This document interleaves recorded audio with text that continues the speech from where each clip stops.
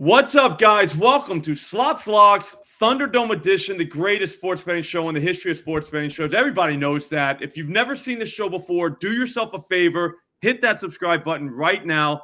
Hit the notifications too. Turn those on because you never want to miss another show. While you're doing all that, I'm going to introduce today's panel.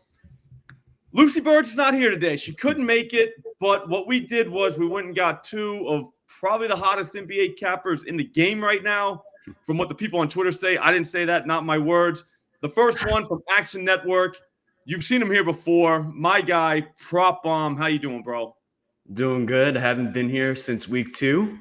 You definitely are going to need me on the show here because we're going to have a profitable show. And we got a nice 14-game NBA slate. Excited to talk about some NBA props. And I'm happy to be with you and Alex Caruso on here. The Alex Caruso that's being mentioned right there, he is the bottom gentleman on the screen.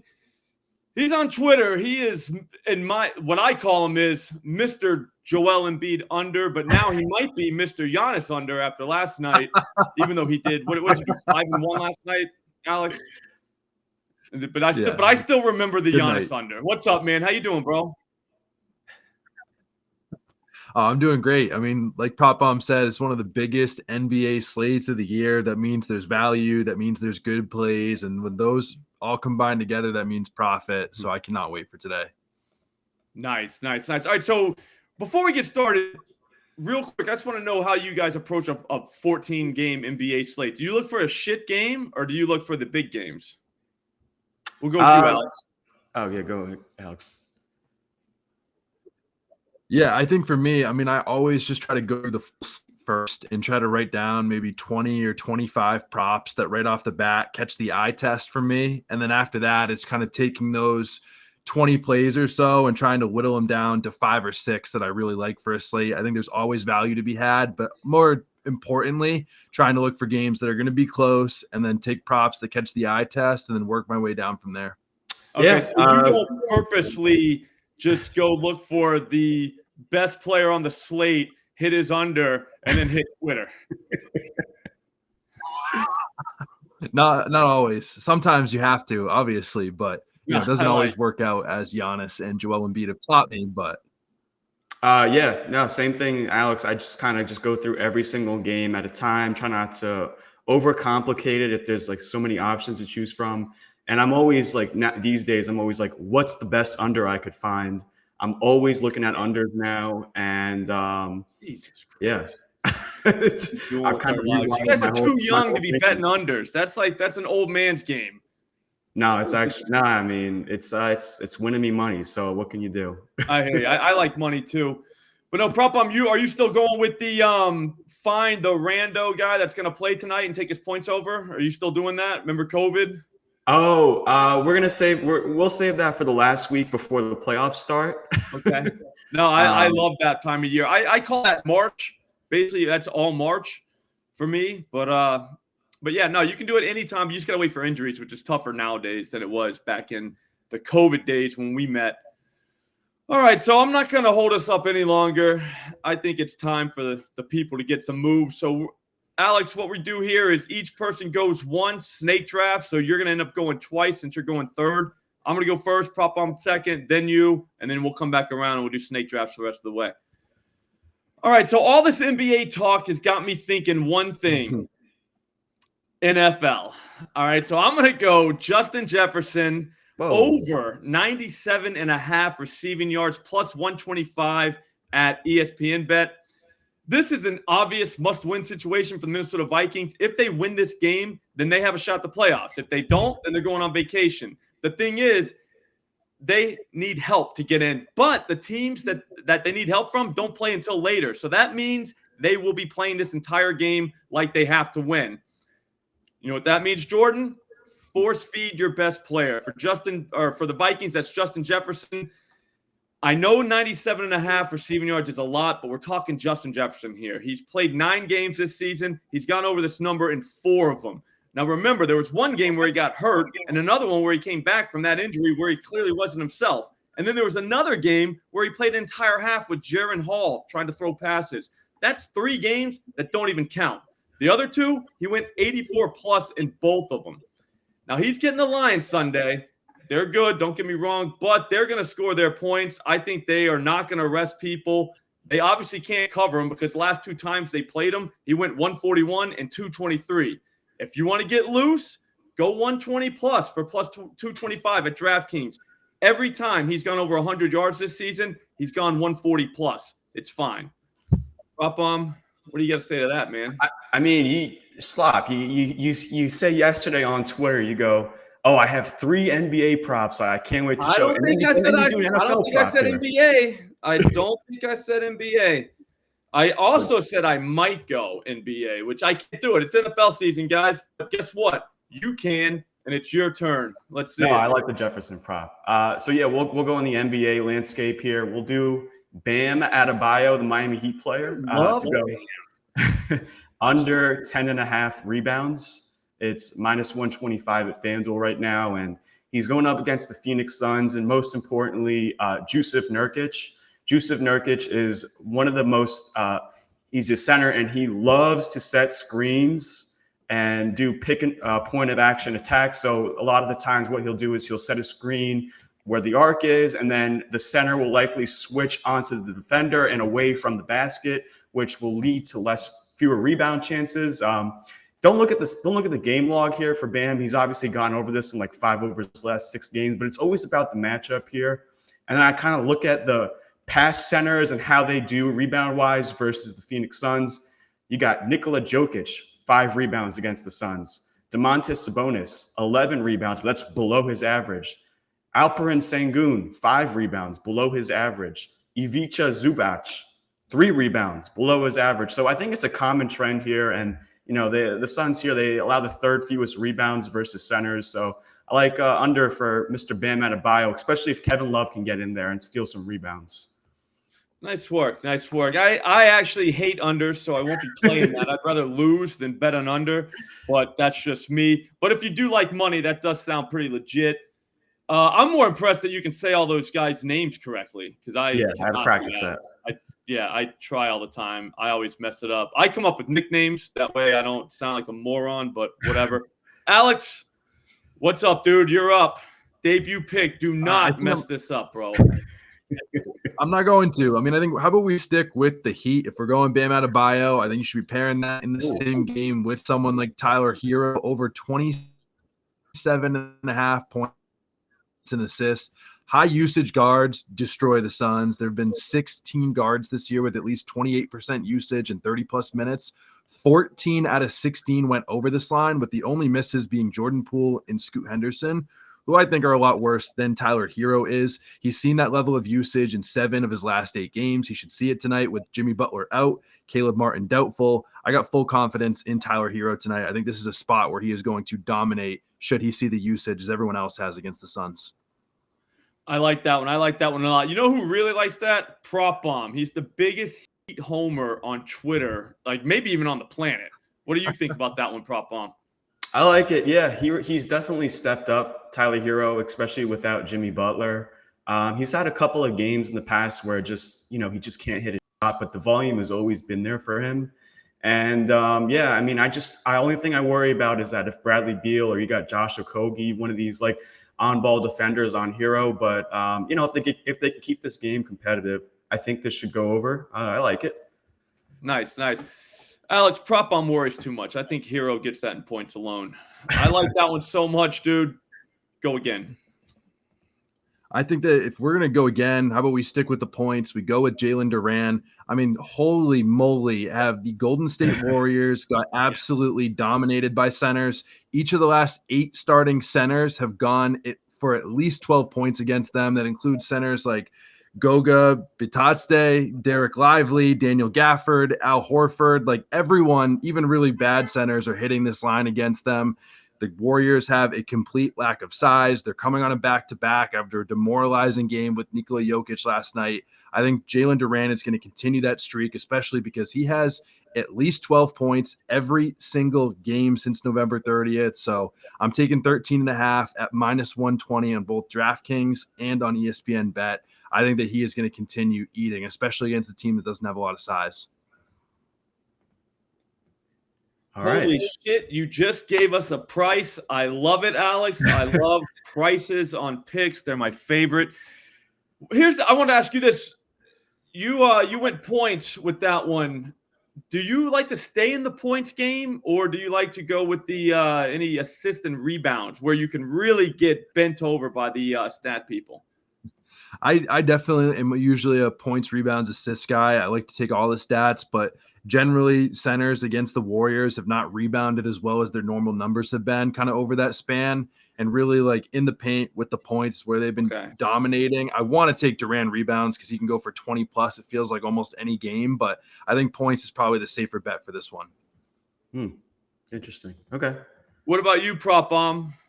You try to stay away from the assist and rebounds, or you just dive right in? 90% of the time slop, I'm taking a points prop. Okay. But I actually have an assist prop I want to talk about for some plus odds. Nice segue. Go right ahead. All right, so we're going to be going with Jarrett Allen over 4.5 assists. I think that's plus 140 right now at DraftKings. I actually lean the 6+ assists, which is plus 300 at FanDuel if you want to take that too. He's just been used differently lately. The last 8 games, he's stepping up without Darius Garland and Evan Mobley. In the past, he used to just be used for the pick and roll. They would just pass to him, and they'll pass it back, but. He's went on record. I've looked at some of his interviews lately, and he's saying that he's adding playmaking to his game to kind of evolve the offense. They're not just using him for pick and rolls, but if a defender is close to him, he'll try to pass it to like a Max Strus, he'll cut to the rim, or if the defender is away, he'll drive to the basket. Essentially, he's just upped his potential assists and his assist rate lately in general. He's had 6+ assists in 5 of his last 6 games, which is plus 300. I don't even know why it's plus 300. And then it's the pace matchup in general, the Wizards. I mean, they play fast. They allow the most assists per game. You look at opponent or opposing centers here. Joel Embiid had 7 assists versus them. Sabonis had 12 assists. Jusuf Nurkic had 5 assists. So is that really how you say his name? What? Jusuf? What do you say it as? I don't know. Jusuf Nurkic. Yeah, that's how you got to say it. That doesn't sound right. It might be right. I'm just saying it doesn't sound right. So, yeah, I mean, I like the Allen over 4.5 assists. It's 3.5 minus 155. Way too juice for me. And, yeah, I mean, I just don't think the books have caught up to what he's been doing lately for the offense and the game. I like it. Alex, do you think what these guys say in interviews is bullshit, or do you take it? I absolutely take it. I mean, I think there's a lot. That's like some of the stuff that the books missed with the projections. I think that those interviews can be really, really helpful. And I think most people don't have the time to watch them. So why not be trusting your friendly neighborhood prop bomb to do the work for you, let it come right to you. So I think that is definitely usually more helpful than not. Appreciate that. Yeah. No, I do like the interviews. Always have been a big interview guy. Everybody knows that. But not everyone uses that in their handicaps, which is great. One question I do have for you, though, Prop Bomb, is do you think the Cavaliers will kick the shit out of the Wizards? And if that happens, does he still get home? Because I'm thinking about going 6+. I'm not a little bitch. I'm going to go for plus 300. So what do you think? Yeah, I mean, the same thing happened last game. They just met up with each other. He didn't even play the fourth quarter. I believe he still had 4+ assists. You figure they keep this one closer. Max Strus went on fire. You can't think that's going to happen again. I mean, maybe he'll do good. But you know what? You not like Max Strus now that he doesn't play for the Heat anymore? No, I think he's still very slept on. But you just can't. He's not getting. What did he have? Like 20 points that game. So yeah, no, he was lighting up.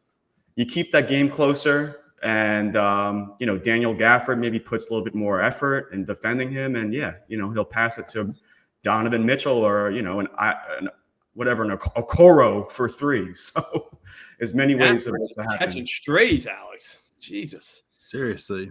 All right. Here's what I'm going to do. I'm going to go right back to the NFL since it's been so good to me. I'm already 1-0. Might as well go 2-0. How about Nick Mullins? 275+ passing yards, plus 110 at DraftKings. I just talked about this game, but I want to talk about it again. I think there's more to work with. For starters, I doubt the Lions are resting their guys, so they're going to be out there doing what they do, which is score points. When that happens, the Vikings are going to be forced into throwing the ball. That's just how football works, guys. It happened on Christmas Eve when these two teams met, and Mullins went for 411 yards. But here's the thing. The Lions dropping points all over the Vikings was only part of that. Minnesota couldn't run the ball for anything. Their running backs went for like 16 yards on 10 carries. That ain't going to cut it. I doubt their offensive line has figured out how to block in a couple weeks. Plus, the Lions should be forcing Nick Mullins to throw the ball since he did throw 4 interceptions in that Christmas Eve game. This is the perfect storm for Nick Mullins over. And if anybody wants to be a legend and go 325 plus 400, the door's open. You just have to have the stones to go through it. Yeah. What do you think of that prop, Bomb? Yeah, Slop, you just keep leaning on to this game, and I think it's for the right reasons because, the Vikings, they have a shot to make it to the playoffs, and if they're passing and the Lions, their whole quarterbacks are all beat up, so it correlates well with the Justin Jefferson, so I think if that hits, you got the Justin Jefferson hitting. I like it. Should be fun. So fun that I'm going to go again, since that's how snake drafts work.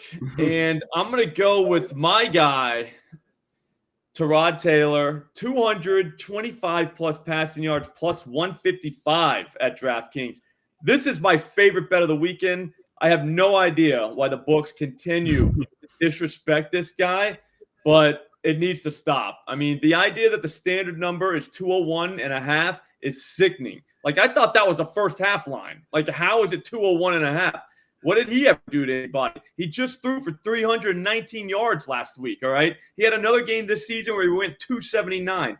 He just went 133 against the same Eagles team on Christmas Day. He only played like half that game because the Giants started Cutlets for some reason.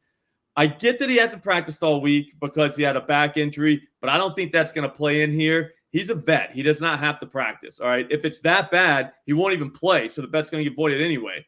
So we'll find out more about that today. I already locked it in because once it comes out that he practiced today, this number should go up. The Eagles cannot defend the pass whatsoever. Everybody knows that. Like, everybody who's watched him play. He's going to – guys fly over this line all the time. Honestly, if you want to get a little bit loose and show your group chat what kind of person you are, 275 plus 700 is the kind of move that could get us all into the Gambling Hall of Fame first ballot. I'm 3-0 now, Prop Bomb. What's up, dude? Again, Slop, I was hoping that you had an NBA prop. You're really making me lean on the NBA here. I don't have a problem with it. And by the way, I love the Tyrod Taylor. He probably would have had 400 yards. There was a lot of misdropped opportunities too. A lot of air yards he was collecting. So I like that. I'm going to be going with, I gave this out last night at 12.5. I like it even at 13.5 and 14.5. And that's Tyrese Halliburton, over 13.5 assists. It's minus 110 right now on Bet MGM, I believe. No, sorry. Minus 110 on Bet 365. But it's minus 135. It doesn't matter. I mean, I even like 15 plus assists. He failed to hit it his last 2 games against the Milwaukee Bucks. Milwaukee Bucks just in general they've been very good lately defending the three-pointer. Last 15 games, they're the best team in defending the three-pointer. And his teammates went 5 for 26 from his passes from 3. So obviously he had some potential there. And then the 2 games before he played the Bucks, he had two 20-plus assist games here. And I just like the potentials here for Tyrese Halliburton. You're talking about a game that has a 262.5 over-under, by far the highest on the slate. Very fast-paced matchup against the Atlanta Hawks. The Atlanta Hawks, just in general, allowing a ton of points in the paint. You figure you get some assists to Miles Turner there. And then they are bottom 10 in three-pointers, three-point percentage. That's going to help out the looks that he gets for his teammates. And, the last time that he played them, Slop, he had 16 assists. No, so he did. He had 6. I'm not telling the truth. Yeah. Wow. So, we like 14 plus here. I think there should be plenty of scoring and plenty of points to be passed around here for Tyrese Halliburton to have those assist chances there. So I was wondering which one of you guys are going to go with that one. So I saw both of you all over Twitter with that. That's a nice move. And also, too, I'll be honest with you, that is a very, very fun bet, too. So there is that. I'm glad to see you guys actually embracing overs and how fun they are for the people. Got one Alex, there. you're up. I think we got to stick with one more over to end with our bets. And why wouldn't it be Jalen Brunson? I mean, Prop Bomb talked earlier I was about Jared waiting for Allen. the superstar under. I mean, come on. No, not today. We cannot do it today. But either way, Prop Bomb said that like the role change with Jared Allen, Jalen Brunson saw something really similar where his role completely changed. He had 13 and 14 assists in the 2 games so far without RJ Barrett and Emmanuel Quickly, who were both extremely high usage players. OG Anunoby is not. He's a catch and shoot guy, which helps Brunson even more. But he's averaging 75 passes over the last 2 games, which is ranked number 3 in the NBA. The Sixers have given up at least 7 assists to right now 6 out of 7 point guards with 30-plus minutes versus Joel Embiid. And beyond that, with that Brunson role change, he's averaging 20 potential assists the last 2 games. You can take him at over 7.5 at minus 120 on ESPN Bet. I don't think the books have caught up to how much he's passing. I don't think anybody has caught up to how much he's passing. I laddered this all the way up to 12 assists. I think that he could really do it, especially after hitting 13 and 14 the last 2 games. Yeah, no, you're totally right, though, with the role change. One thing I will say, if there is anything against it, is that the 76ers, I believe, like they're allowed the fewest assists to point guards last 15 games. I don't know if that is going to affect anything, but it's just one thing I would want to mention. And yeah, I mean, without RJ Barrett, it's mostly just been Randall and Brunson that's been facilitating the offense. So yeah, I mean, rack on those assists for Brunson. I was just about to bet my house, like responsibly, on this. Now you're squeezing a lemon on it. I'm still taking it anyways, though, Alex. I believe I agree with you. I've seen that happen. That's why I love trades, because weird things happen after trades, like with people's roles and just how they're used. And it does take the books a couple games to pick up on it. So if you have a keen eye and are, watching for these things, we're going to pick up on it first, stuff a little cash in our pockets, and then move on. Guys, I'll be honest with you. I think we just went 9-0. Like I always say, you guys are psychopaths for parlaying these, like all of them. Like every time we do one of these, I see somebody with a ticket that has all 9 parlayed. But I think it has legs. I do. I don't think we talked about one bet that's going to lose. What do you guys think? Yeah, I told Slot before the show. I mean, I had a long shot bet, but we got to play it safe. We got to go 9-0, and yeah, I mean, I have a good feeling. For the people. Usually Nigel hooks us up in the chat. He tells me what a $10 parlay. There it is. I can't really see that because my eyes aren't great anymore. It looks like it's $10 to win $6,113.35. Honestly, that's not the biggest parlay, guys. But here's the thing. 10 to get 6K. I'll do it. I'll take it. I'll jump on it. Hey, Slop, I got one more bonus bet I want to give out in the video. Nice. Hurry up. We got to get out of here. But I think the people want to hear it. Go ahead. All right. It's a touchdown bet for the Baltimore Ravens. Charlie Collard, anytime touchdown, he's going to take over the Isaiah Likely role. Odell Beckham's already out. He already had a touchdown last game. If he's playing every single snap, I like his chances of getting in the end zone. He's like the only well-known receiver on that team now that's playing. Prop on, do we have a price on that? I believe right now it's plus 350 at FanDuel. Okay. I won't lie to you. Bonus bet. It's on the side. Higher, but okay. All right, guys. Well, thanks for coming on. Thanks for watching, you viewers out there. We will see you guys next week. And also, hey, turn the notifications on because we're going live later on today. Just me. See you guys later.